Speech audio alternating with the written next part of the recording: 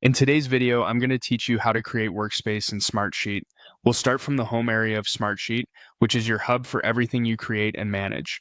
From here, look for the option labeled Start a New Project, Program, or Process. This is your launchpad for building out a workspace, whether you prefer templates or a clean slate. You'll first land in a gallery where you can choose a template that matches your role, such as those under Company Management. Templates are great because they come with ready-made sheets, reports, and dashboards. If you want to see more options before committing, select View All Templates to browse the full library. For this walkthrough, though, we'll move forward without a pre-built package and start from scratch. This gives you full control over every element you include. Next, use the guided project setup. This guided flow reduces guesswork and helps you structure things the right way.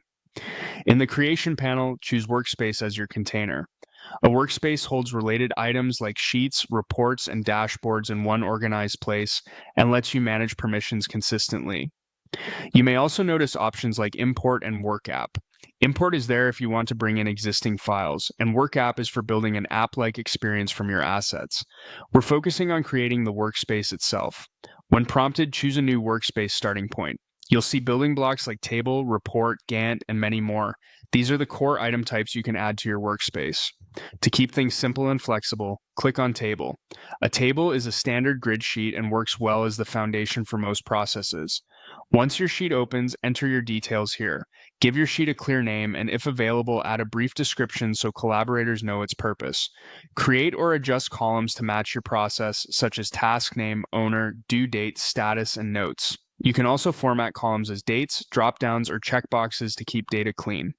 Add a few sample rows to validate your structure and make sure filters and sorts will work the way you expect. When your initial setup looks good, click on Share. This is where you invite teammates and set permissions.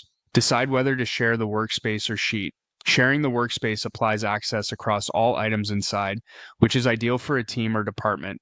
Sharing the sheet limits access to just this one asset, useful for focused collaboration. Choose viewer, editor, or admin permissions depending on how much control each person needs, then confirm to send the invites. That's it. Your Smartsheet workspace is created, structured, and ready for collaboration.